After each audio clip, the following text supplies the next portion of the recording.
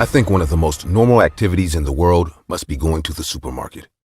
I mean, we've all done it at one time or another, right? When we go to do something as common as this, we don't expect anything out of the ordinary to happen. My name is Logan, and I live in a very quiet neighborhood where insecurity is minimal and the police are everywhere. I do urban scouting, and in those cases, I'm always prepared for danger. But on the day where I was most in danger, where my life was most at risk, I was not prepared. The story I'm about to tell you is about the day I discovered that there is no such thing as a quiet place. No matter how ordinary and boring the place is, the unexpected and terrifying will always manage to catch up with you. That day, I was going to do some quick shopping. I really considered not going since I was going the next day anyway, but I didn't want to spend the night short of supplies, so I mustered up the energy to get out of bed and went anyway. The supermarket was pretty empty, as it was a Thursday and Friday was the discount day. I remember that had made me happy. There would be few people in line to pay. A person standing next to me surprised me.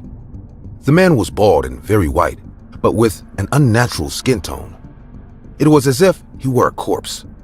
He was dressed like a waiter, and in his hand, he had a tray with cut pieces of meat ready to eat. "Sir, would you like a free sample?" He may have said those words to me in a friendly tone, but his face was absolutely terrifying.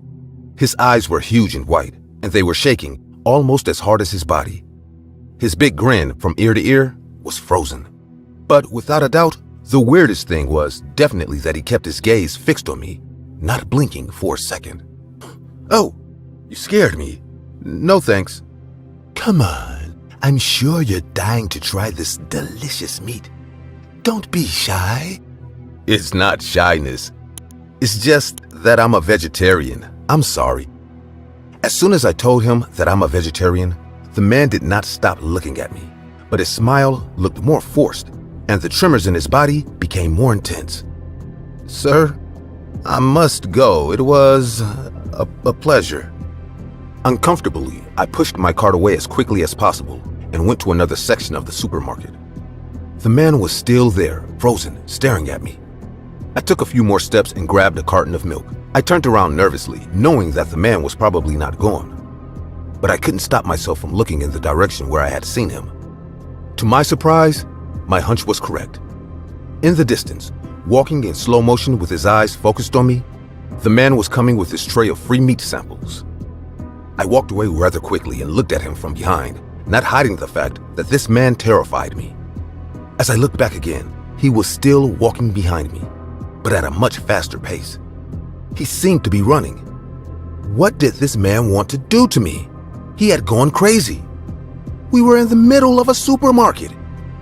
I went to the place where the smallest line was, assuming he wouldn't dare to harass me there. I was wrong. The man stood in front of me as he did in the beverage section, and with his maniacal voice, he started talking to me in a much more nervous and angry tone than before, but without losing his smile. "Sir, I think you really should try some free samples. You know we have the best meat. Once you try it, you won't be able to say no." I'm 5 seconds away from calling security. Get away from me now. "But sir, the free samples. Are you gonna miss this one chance to eat our meat?" "That's enough." Angrily, I went to the security guard, but on the way, the man dropped the tray and grabbed me from behind, choking me with one hand, while with the other, he tried to put pieces of meat in my mouth. "Sir, I insist that you should try our free sample. I promise you, you won't regret it. It's the best meat in the country." The man had almost inhuman strength. He was choking me harder and harder, and as I opened my mouth to get some air, I felt like he was about to shove that disgusting meat in my mouth. There was surely something else, and I didn't want to check what. Almost giving in to his strength, I began to lose consciousness when suddenly someone saved me. A security man lunged at him and stopped him while another came to my rescue. The security guard held him long enough for me to pull away while the free sample man just stared at me. One of the cashiers stopped to come with me. "Sir, are you all right?" "Yes, I'm fine now." "I don't know what happened to you. You've gone totally crazy. We're sorry." "No, No problem. I really don't know what happened to him. We'll take care of him. You carry your shopping for free. No problem. No, I couldn't. I'll go pay now. Just let me get my cart together. Anyway, you shouldn't leave without trying a free sample. What? When I turned around, the girl was staring at me with the same smile as the free sample man. I looked at the security man, and none of them were struggling with the psycho. They were all standing there, staring at me with the same macabre smile. It's just some meat. You will be okay, and it's quite good, too. I looked around, and a few other employees were also staring at me, while their coworkers were looking at them in confusion. The cashier started walking towards me with a piece of meat that I don't know where she got, and I ran as far away from the supermarket as possible. As I walked away, I could see how the rest of the people were also leaving, scared. From the door, the man at the beginning stared at me smiling, holding up a piece of meat, as if offering it to me. The next day, my neighbors told me that the supermarket had been closed. Some of the more conspiratorial neighbors told me that there were cult meetings at night. I must admit that although it sounds crazy, it could be true. I never understood why they wanted to offer me that meat or why I was the target of those psychopaths. Today, I've come to realize that I was just in the wrong place at the wrong time. Do you know what the most ironic thing about this is? Some neighbors told me that they tried some free samples the day before all this happened, and they told me that the meat wasn't even that good.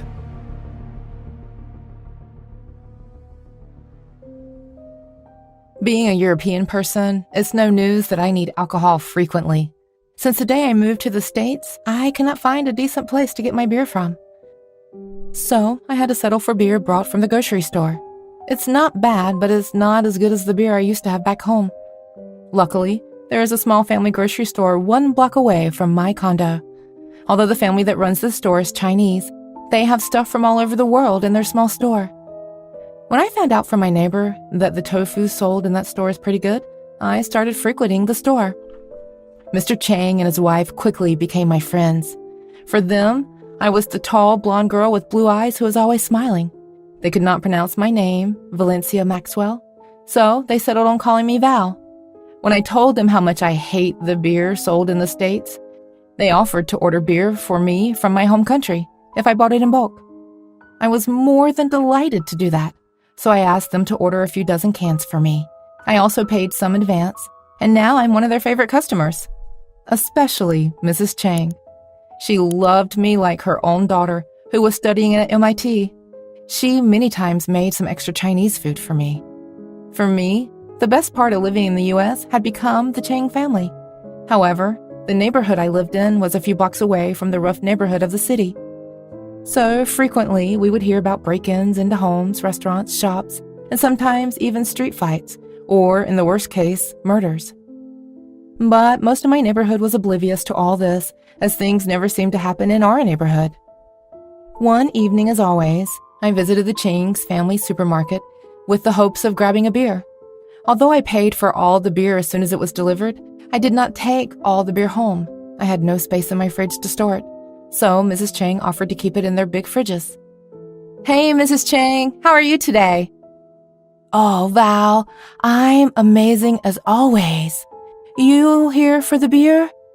"Yes, ma'am." "Okay, just grab this tiffin while you leave. It's already late. Instead of ordering food, just eat what I have packed for you." When I went to the counter with my beer in hand, I said, "Thanks so much for the meal, Miss Chang. You make sure I don't miss my mother all the way here." "You are like my own child, Val. Eat up well, and do not forget to lock the doors and windows behind you." That was weird. Mrs. Chang never told me to lock my door and windows before that. "Why, Mrs. Chang? What happened?" "Did you not hear?" "Hear what?" "Oh, Val, someone broke into an apartment upstairs on the 3rd floor, stole a bunch of stuff. Thank God the owner wasn't home. Otherwise, who knows, he might have even been shot." This was terrifying for me to know, as I lived alone in my condo. Mrs. Chang's supermarket was situated on the ground floor of the residential building. That night onwards, I double-checked my doors and windows before going to bed and before leaving for work. After that break-in, the whole neighborhood was on edge.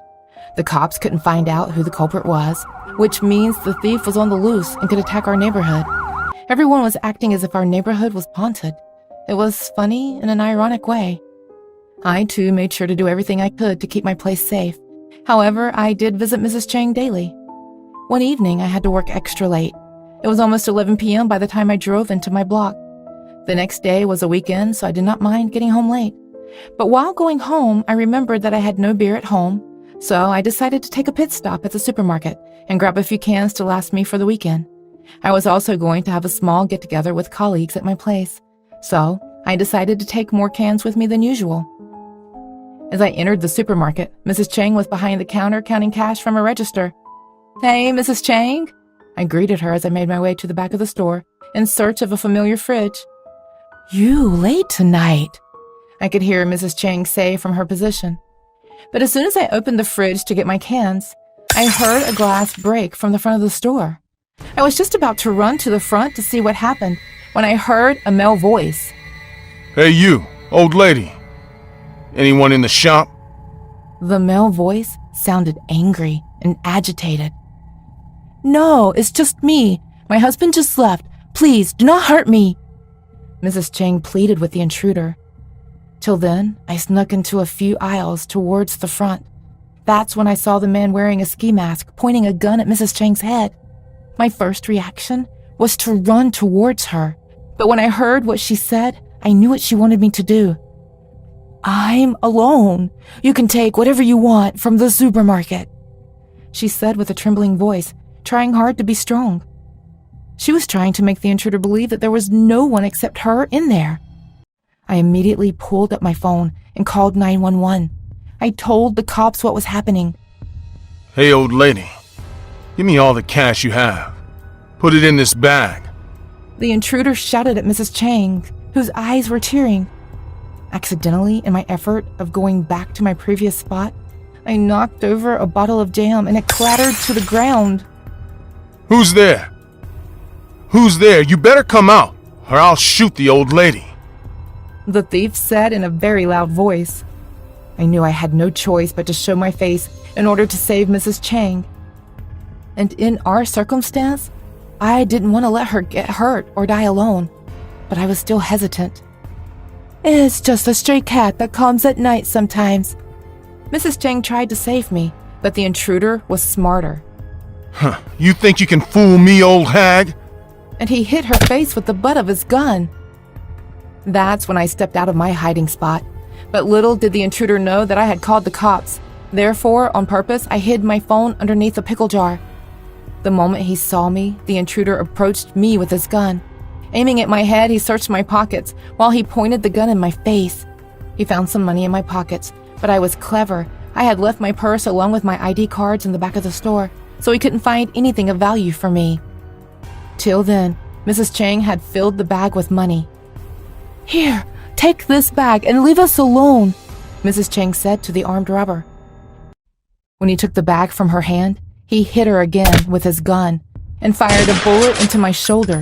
Where's the rest of the money, you Chinese bitch? "That's all we made today," Mrs. Chang told him while she kept on sobbing. That's when we all could hear the sirens coming our way. You bitch! You called the cops! He yelled at me. I just shook my head, lying to him that I didn't. As the cops approached us, the intruder panicked, looked here and there. At the end of the supermarket, there was a back door that Mr. Chang often used. The intruder ran towards that door, he yanked it open, and BAM! He fell on his ass and hit his head on a metal shelf, and he fainted on the spot. Mr. Chang entered the supermarket with a worried look on his face and a frying pan in his hand. I had not just called the cops, but Mr. Chang as well. He might have heard our conversation with the robber and figured out that the thief might use the back door to run.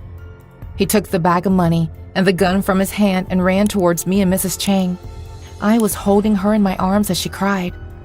Soon the cops arrived, and the thief was caught. He was a homeless man. When the cops left and Mr. Chang was okay, I grabbed my beer and the tiffin that was supposedly still on the counter and was about to step out when I remembered something. "Hey, Mrs. Chang." I clearly remember you counting a thick bundle of hundreds while I walked in. How come the intruder only had $500 in his bag?" Mrs. Chang smiled and replied, "While he was looking at you, I dropped a bundle to the floor and only gave him the 10s and 20s. I may not have laughed that hard in days, but it was truly scary to have a gun pointed at my head."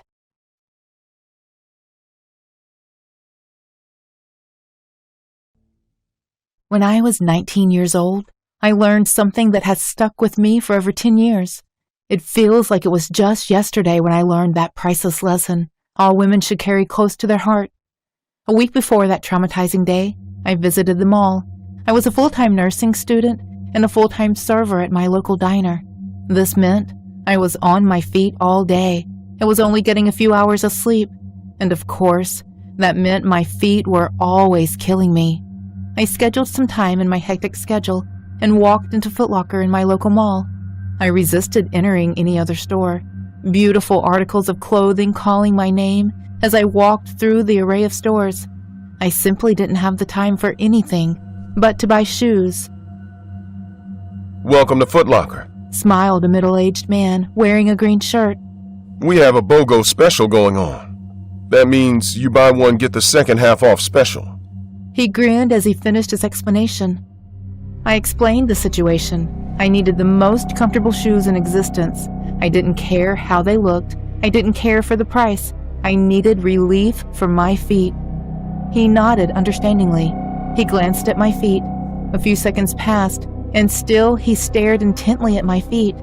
I was wearing some old sandals, and I began feeling self-conscious of his stare. He persisted, deep in thought. You're a size 8 in shoes, but a 7.5 in sandals. He whispered, still staring. Yeah, exactly, I said, a little perplexed.